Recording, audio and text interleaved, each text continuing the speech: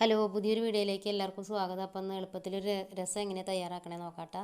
അപ്പോൾ അതിന് വേണ്ടിയിട്ട് മിക്സിയുടെ ജാറിലെടുത്തിട്ട് കുരുമുളക്, പച്ചമല്ലി, നല്ല ജീരകം, വെളുത്തുള്ളി എല്ലാം കൂടി നന്നായി ഒന്ന് ചതച്ചെടുക്കുക. പിന്നെ ഈ ചതച്ചതും കുറച്ച് മല്ലിപ്പൊടി, മഞ്ഞൾപ്പൊടി, ഉപ്പ്, തക്കാളി, വേപ്പില, മല്ലിയില, ഒരു കഷ്ണം ശർക്കര, ഒരു കഷ്ണം കായം, പിന്നെ ഒരല്പം പുളിവെള്ളം, ഇതെല്ലാം കൂടി നന്നായി ആവശ്യത്തിന് വെള്ളം കൂടി ഒഴിച്ചിട്ട് മിക്സ് ചെയ്തിട്ട് മാറ്റി വയ്ക്കുക. പിന്നെ ചീനച്ചട്ടി അടുപ്പത്ത് വെച്ചിട്ട് കടുക് പൊട്ടി പിന്നെ ഉണക്കമുളകും വേപ്പിലയും ഇട്ടിട്ട് മൂത്ത് വരുമ്പോൾ ഈ മിക്സ് അതിലേക്ക് ഒഴിച്ച് കൊടുത്തിട്ട് നന്നായി ഒന്ന് തിളപ്പിച്ചെടുക്കുക. തിളച്ച് മറിയാതെ അങ്ങനെ ഇളക്കിയിട്ട് ചെറു തീയിൽ വേവിച്ചെടുക്കുക. പിന്നെ ഇത് ഇറക്കിയതിന് ശേഷം ആവശ്യമുണ്ടെങ്കിൽ എരിവ് കുറവുണ്ടെങ്കിൽ അല്പം കുരുമുളക് പൊടി വിതറി കൊടുക്കുക. പിന്നെ ഈ മല്ലിയിലയും കൂടി വിതറി കൊടുക്കുക.